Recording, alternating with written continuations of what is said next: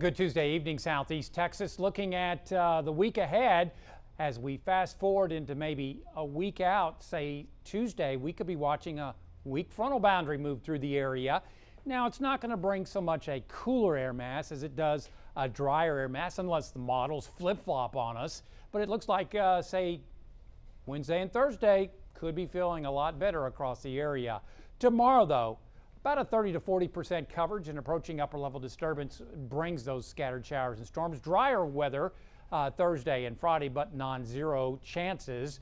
Saturday, scattered showers and storms return to the forecast, and then mainly dry weather continuing on, say, Sunday, Monday, and Tuesday of next week.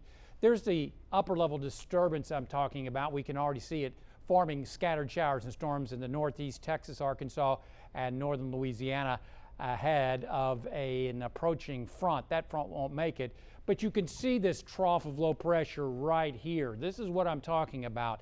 This is going to move further towards the south and east, and what's going to happen is that low pressure is going to form over towards New Orleans, and that will place us on the drier side coming up as we head towards Thursday and Friday.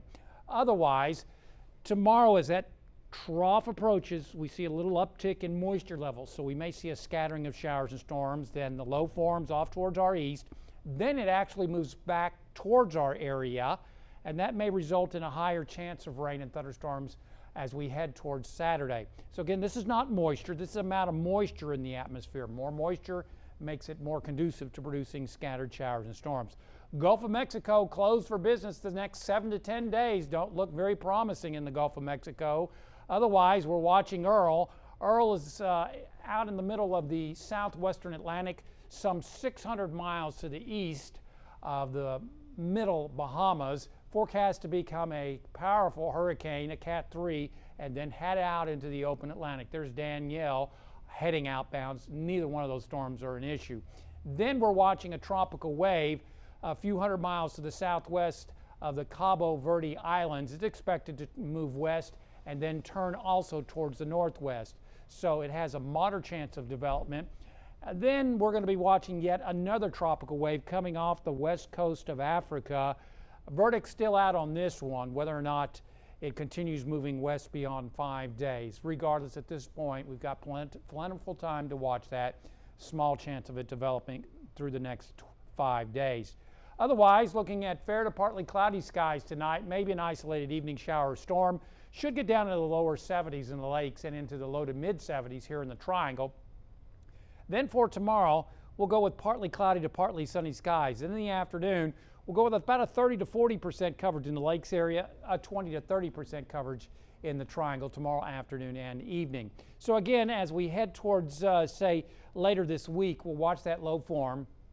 And then as it will head back a little closer to our area, kind of pivot our way. So that could enhance rainfall Saturday. And the flow around it will drag a cold front into our area, a weak one, as we head towards Tuesday of next week. On the Gulf of Mexico, looking at mostly smooth seas around a foot. Tomorrow we'll see north and east winds at 5 to 10 knots, water temperature 87 degrees. High tides at Sabine Pass at 3:28 a.m. and 11:31 a.m. at Sabine Pass. Tonight, mostly clear and humid. Winds becoming calm, lows in the lower 70s in the lakes, in the low to mid 70s in the triangle. About a 30 to 40% coverage coming up tomorrow, so not high chances, but still a scattering. Highs will be in the lower 90s. So tomorrow, about a 30 to 40% coverage. Lower chances, again, that scattering is due to that approaching trough that'll then move off towards Louisiana. Lower chances coming up Thursday and Friday as the low develops over towards New Orleans.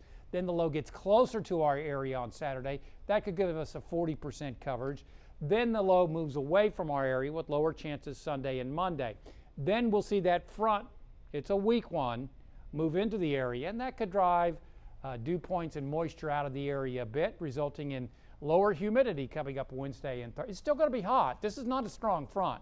So that means that low temperatures may be a little cooler, but afternoon highs are still going to be warm, but it'll be a little less humid coming up Wednesday and Thursday, unless modeling backtracks. We've got two models showing the same thing, but they could certainly backtrack that far out. But that's what we're looking at right now.